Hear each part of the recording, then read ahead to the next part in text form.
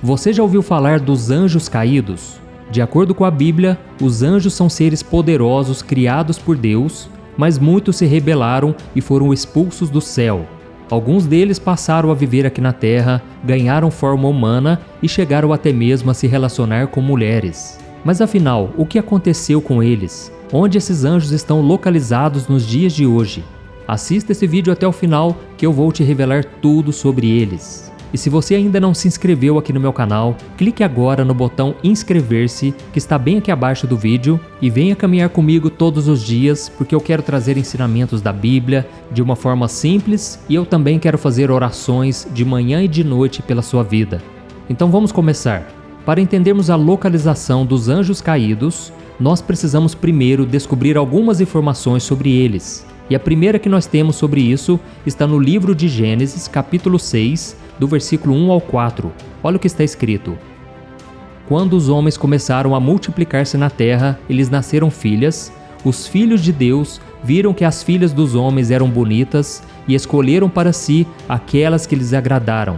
Então disse o Senhor: por causa da perversidade do homem, meu espírito não contenderá com ele para sempre, e ele só viverá 120 anos. Naqueles dias havia nefilins na terra, e também posteriormente, quando os filhos de Deus possuíram as filhas dos homens, e elas lhes deram filhos. Eles foram os heróis do passado, homens famosos. A Bíblia nos fala sobre a existência de nefilins na terra.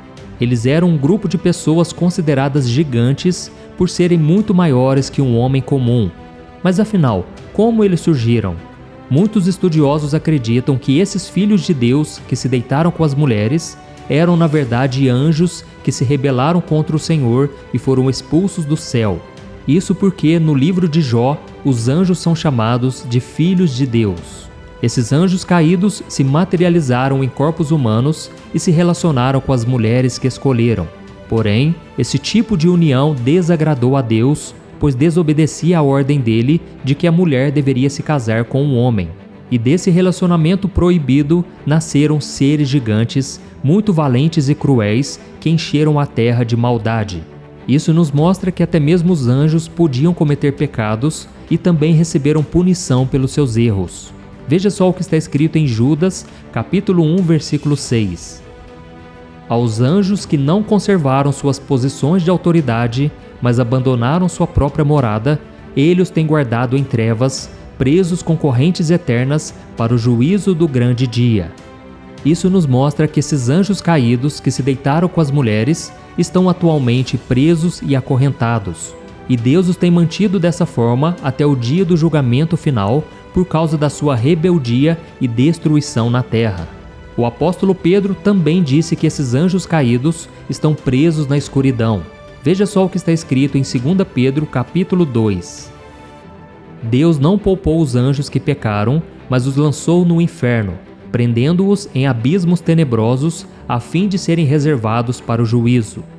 Agora você consegue imaginar alguém abrindo mão de uma vida de luz para viver em completa escuridão?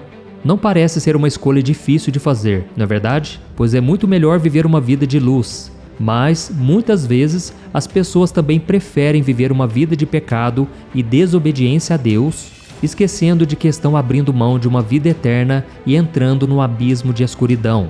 Isso acontece porque muitos não levam a sério a misericórdia do Senhor. Deus está nos poupando todos os dias de sermos lançados em prisões. Ele nos mostra o caminho para voltarmos para Ele, mas infelizmente muitos preferem se rebelar a Ele e contra a sua palavra. E como nós já sabemos, isso não vai acabar bem. A Bíblia diz em João capítulo 3, o versículo 19, que a luz veio ao mundo e essa luz é Jesus, mas os homens amaram as trevas e não a luz, porque as suas obras eram más e elas não quiseram se arrepender. Então, irmãos, que isso sirva de alerta para todos nós. Amém?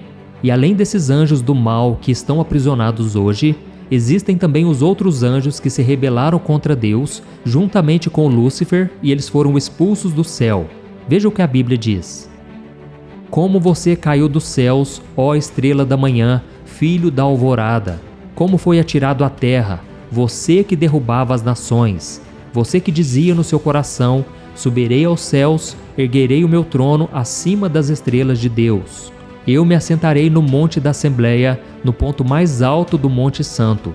Subirei mais alto que as mais altas nuvens, serei como o Altíssimo. Lúcifer era um anjo de luz e ele cometeu o pecado ao deixar o orgulho dominar o seu coração e querer ser maior que o próprio Deus. Com isso, ele se tornou Satanás, que significa adversário. E no livro de Ezequiel, capítulo 28, a Bíblia fala que foi achado maldade e violência no seu coração. E isso nos mostra que até mesmo os anjos tinham livre-arbítrio e tinham também a sabedoria. Mas eles escolheram não dar ouvidos a isso e o orgulho fez com que eles se unissem para se rebelar contra Deus. A Bíblia diz que Satanás conseguiu liderar 1/3 dos anjos do céu, mas eles acabaram sendo expulsos e lançados à terra. E é por isso que nós chamamos de anjos caídos.